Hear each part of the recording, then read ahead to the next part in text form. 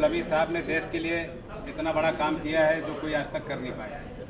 और हमारे बीच राजपाल पुनिया जी हैं जिन्होंने खुखरी ऑपरेशन किया था, वो भी विदेश में जाकर।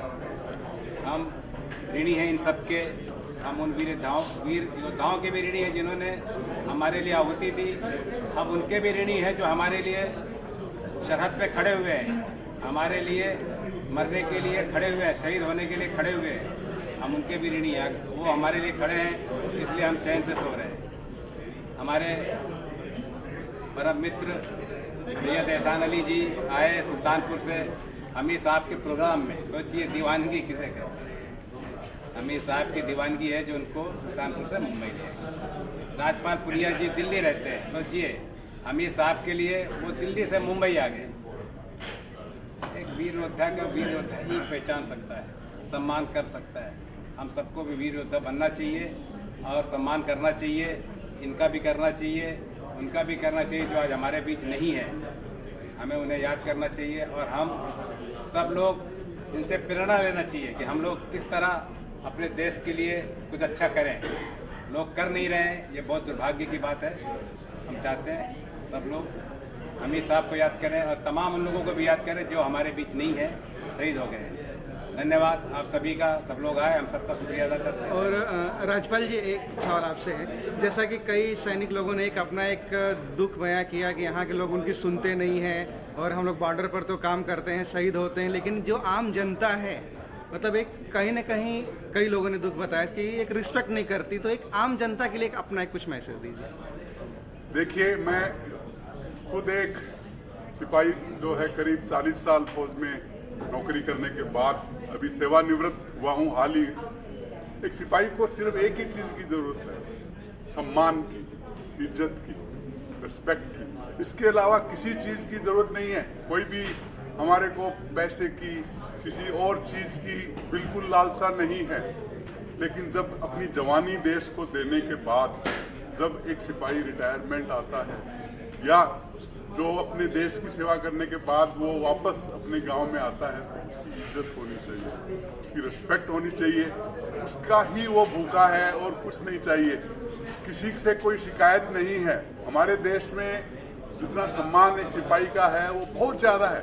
कोई शिकायत नहीं कर रहा हूँ मैं, लेकिन फिर भी एक इच्छा जाहिर कर रहा हूँ कि एक सिपाही की सिर्फ एक ही इच्छा है। और दो शब्द रईस खान जी के लिए। रईस खान जी जो हैं, मैं ये दूसरी बार जो है परमवीर अब्दुल हमीद के अवार्ड फंक्शन में आया हूँ। बहुत अच्छा काम कर रहे हैं और इस तरीके का जो सम्मान, इस तरीके के जो बोलते हैं अपने वीरों को याद करना, और जो बहुत सी कहानियाँ हैं जैसे उन्होंने बताया ऑपरेशन खुखरी, इस तरीके की बहुत सारी कहानियाँ हैं जो देश को मालूम होनी चाहिए। क्योंकि हमारे देश की बहादुरी की जो कहानियां हैं हमारी यंग जनरेशन को मालूम होगी, तभी वो प्रोत्साहित और प्रेरणा लेंगे। तो मेरा यही कहना है कि जिस तरीके से रईस खान जी काम कर रहे हैं, वैसे ही इस तरीके की कहानियां मीडिया के मार्फत या और कोई जरिए से फिल्म के मार्फत देश को मालूम गिरनी चाहिए। बहुत शॉर्ट में मैं ऑपरेशन खुखरी के बारे में भी बताऊँगा कि ऑपरेशन खुखरी करीब आज से 23-24 साल पहले की एक कहानी है जो किसी को नहीं मालूम था। जब तक कि मैंने और मेरी बेटी ने इस किताब को, ऑपरेशन खुखरी बुक को लिखा, और अभी उसमें अंदर बहुत जल्दी एक पिक्चर भी बनने वाली है। तो शायद इस तरीके की कहानियाँ बहुत हैं जो अपने देश को मालूम है। धन्यवाद। आप सर दो शब्द रईस खान जी के बारे में। देखिए, अब किसी की तारीफ में क्या कहा जाए, लेकिन हकीकत इस बात की है कि समाज के बीच में और ये जो सम्मान की बात आपके दिल में है, इसका मैं सल्यूट करता हूँ। मैं सुल्तानपुर से चल के सिर्फ इसी मोहब्बत में चला आया कि एक आदमी ने अपने सब कामों को छोड़ के और सैनिकों के सम्मान में, एक ऐसी शक्ति के सम्मान में जिसने भारत का वो जज्बा दिखा दिया, भारत की सेना का वो सम्मान बना दिया वीर अब्दुल हमीद ने, उसमें जो है अगर वो इतना कुछ कर सकते हैं तो हम सुल्तानपुर से यहाँ नहीं आ सकते।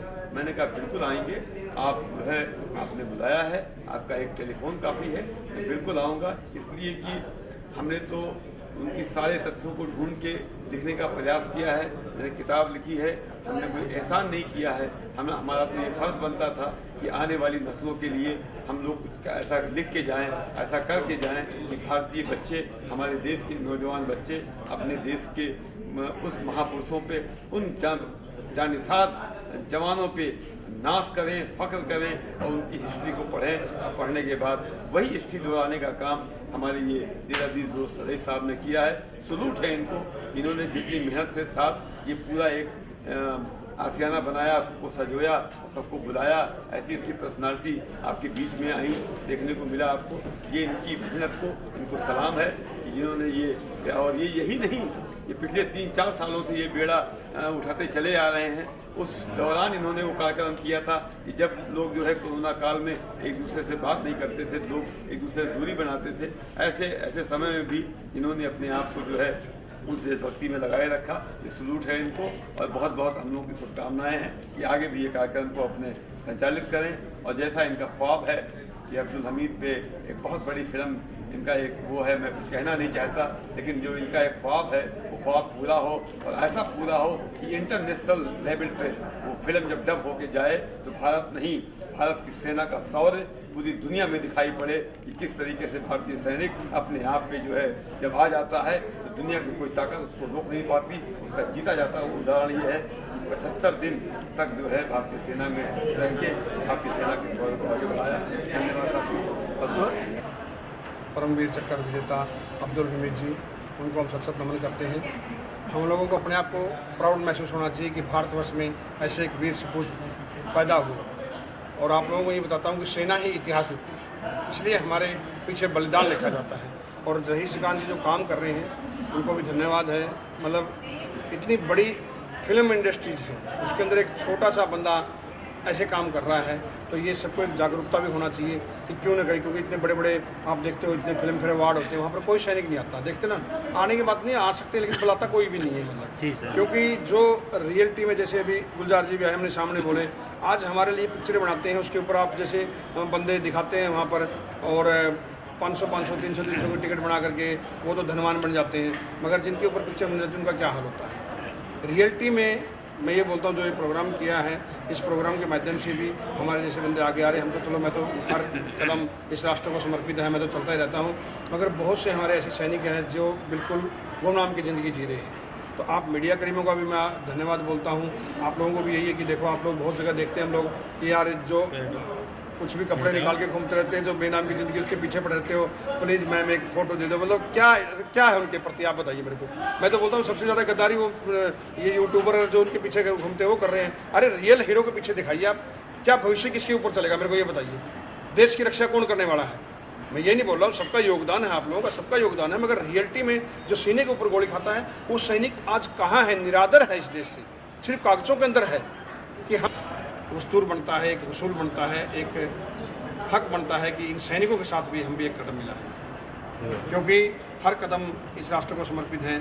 हमने तो जो वर्दी पहनी थी, एक सैनिक और भारतीय सेना ही एक ऐसी ऑर्गेनाइजेशन है जो आज तक बेदाग है। जिस दिन इसकी बोली लग गई, जिस दिन इसके ऊपर दाग लग गया, समझ लो भारत दोबारा से गुलामी की जंजीरों में जकड़ा जाएगा, क्योंकि सैनिक हमेशा जिताने का काम करते हैं। अगर भारत के टुकड़े होंगे तो गंदी राजनीति के कारण होंगे। ये हम लोगों ने ध्यान रखना है।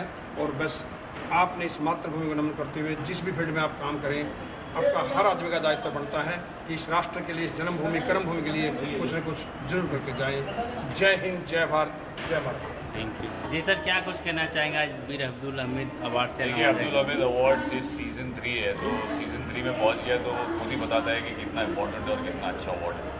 अभी हमारे देश के जो भी सैनिक हैं और जितने भी मतलब सोल्जर्स हैं जो हमारे लिए दिन रात लड़ते हैं सरहदों पर, बॉर्डर पे, हमें तो पता भी नहीं चलता है कि कैसे क्या होता है उनके साथ या उनकी लाइफ में क्या होता है। और वो उधर लड़ रहे होते हैं, चाहे कुछ भी हो, सर्दी, गर्मी, बारिश, तूफान, कुछ भी, हम सेफ हैं क्योंकि वो हमें हमारी रक्षा कर रहे हैं। तो उनके सम्मान में ऐसे अवार्ड, एक अवार्ड तो बहुत कम। जी सर, एक और सवाल पूछना चाहेंगे। जैसे काफ़ी लोगों को अवार्ड दिया गया है, आपको भी ये अवार्ड सम्मानित किया है, कितना प्राउड फील हो रहा है? बहुत गर्व की बात है क्योंकि मुझे मिला है सैनिकों से अवार्ड, उन्होंने खुद मुझे अवार्ड दिया है। इससे अच्छी बात और क्या हो सकती है। उन्होंने मेरा हाथ पकड़ लिया, मेरे लिए वही बहुत था। रईस भाई के लिए क्या कुछ कहना रईस चाहिए? भाई ये अवार्ड तीसरे सीज़न में लेकर आए हैं, तो रईस भाई को कॉन्ग्रेचुलेट करना चाहूँगा और थैंक यू बोलना चाहूँगा। और सम्मान उन्होंने मेरा भी किया और उनका सम्मान भी करते हैं, वो हर साल करते हैं। मेरा ख्याल है रईस भाई ही सोचते हैं, मेरा ख्याल है अच्छी बात है कि वो इनके सम्मान के बारे में सोचें। थोड़ा भी पीछे हो जाओ। सैनिकों के सम्मान के लिए जो आज रईस जी ने प्रोग्राम यहाँ पे रखा है, बहुत ही अच्छा प्रोग्राम रखा है। मैं शिल्पी अवस्थी, मैं मिसेस इंडिया इंटरनेशनल हूँ एंड यहाँ पे जो आज कार्यक्रम हुआ है उसमें जो हमारे जो शहीद हुए हैं और जिनके अंग नहीं हैं, जिन्होंने अभी अपनी गाथा सुनाई कि उन्होंने अपने हाथों से अपने पैर को काट दिया क्योंकि उनके पैर में गोली लगी हुई थी। हमारे श्री मधुसूदन सर जी, हमारे श्री दीपचंद सर जी, जिनके कि दोनों पैर नहीं हैं, एक हाथ नहीं है, उन्होंने अपने देश के लिए इतनी सारी कुर्बानियाँ दी हैं। तो मैं यहाँ पे इस कार्यक्रम का हिस्सा बनी, इसके लिए मेरे लिए सौभाग्य की बात है। एंड रईस जी को बहुत बहुत धन्यवाद जो उन्होंने इस कार्यक्रम का इतना अच्छा आयोजन किया। हमारे देश में इस तरह के आयोजनों की बहुत सारी आवश्यकता है क्योंकि जो लोग हमारी धरती के लिए काम कर रहे हैं, हमारे देश के लिए काम कर रहे हैं, उनके लिए हमारे तरफ से जो छोटे छोटे प्रयास होते हैं वो ही उनके मान सम्मान के लिए बहुत उपयोगी रहते हैं, बहुत ही महत्वपूर्ण होते हैं। उन लोगों को सिर्फ थोड़ा सा रिस्पेक्ट और प्यार चाहिए हमारे से एंड थोड़ा सा हमारे तरफ से सहयोग चाहिए ताकि वो अपनी ज़िंदगी जो अभी बहुत ही संघर्षपूर्ण हो चुकी है उनके लिए एंड उसमें वो अपनी ज़िंदगी अच्छे से बिता सकें। हमारे तरफ से जो छोटे से प्रयास रहेंगे वो उनके लिए बहुत बड़े साबित होते हैं। तो मैं रिक्वेस्ट करती हूँ हमारे देश के नागरिकों से कि वो भी अपने अपने देश के लिए कुछ कर्तव्यों का पालन करें, अपने सैनिकों का ध्यान रखें। वो बॉर्डर पे हमारी जान की रक्षा करते हैं और हमें उनको यहाँ पे उनके फैमिली को और उनको सबको सपोर्ट करना चाहिए एंड उनको मान सम्मान देना चाहिए। जैसा कि अभी बात हो रही थी कि एटलीस्ट हमारे गवर्नमेंट को उनके ट्रेन का भाड़ा माफ़ करना चाहिए, उनके आने जाने का इंतज़ाम, उनके बैठने का इंतज़ाम, जो कि हमारे अभी आज के नागरिक हैं, जब हम कहीं से गुजर रहे होते हैं तो हमारे देश के सैनिकों के लिए अगर हम एक सैल्यूट तक दे दें तो वो भी बहुत बड़ी बात होगी। यादों के सहारे से जी रहे हैं और उनकी निशानी है, वो मेरे पास है, उनका बेटा, उसकी परवरिश कर रही हूँ, अच्छे से उसको पढ़ा लिखा रही हूँ, उसको कुछ काबिल बनाना चाहती हूँ। आप सबका सहयोग चाहिए, बस आप सबका साथ चाहिए। रईस खान जी के लिए जिन्होंने सम्मान किया, आप लोगों के लिए तो बहुत मतलब गर्व की बात है, जो हमें यहाँ बुलाया, जो सम्मान दिया, क्या बोलूँ उनके लिए। आज आपको अवार्ड दे के नवाजा गया है, आज बीर अब्दुल हमीद जी का शहीदी दिवस भी है, तो उसके लिए क्या कुछ कहना चाहेंगे आप? यही कहना चाहूँगी कि ऐसे ही आप लोग करते रहिए, ऐसे हम बुलाते रहिए, ऐसे सम्मान सभी का होना चाहिए, ऐसे करते रहिए, आप सभी का सम्मान करिए। सोशल वर्क का सम्मान कर रहे हैं, 2 शब्द उनके लिए रईस खान जी ने। जी रईस खान थोड़ा भाई जी पीछे बहुत एक मिनट ही- में। हाँ मैम, आप आज अवार्ड दे के सम्मानित किया गया, क्या कुछ कहना चाहेंगे इसके बारे में बताइए? मैं ये कहना चाहूँगी कि रईस खान जी ने बहुत ही अच्छा काम किया है। अगर हम अपने देश के शहीदों के लिए अगर कुछ कर सकते हैं, इस तरह का नेक काम कर सकते हैं, इससे बढ़कर कोई काम नहीं है। दूसरा मैं कहना चाहूँगी कि अगर हम यहाँ पे अभी खड़े हैं, सुकून से सो रहे हैं, ये सब अपने देश के सैनिकों की बदौलत है कि उनकी वजह से हम सेफ हैं यहाँ पे। तो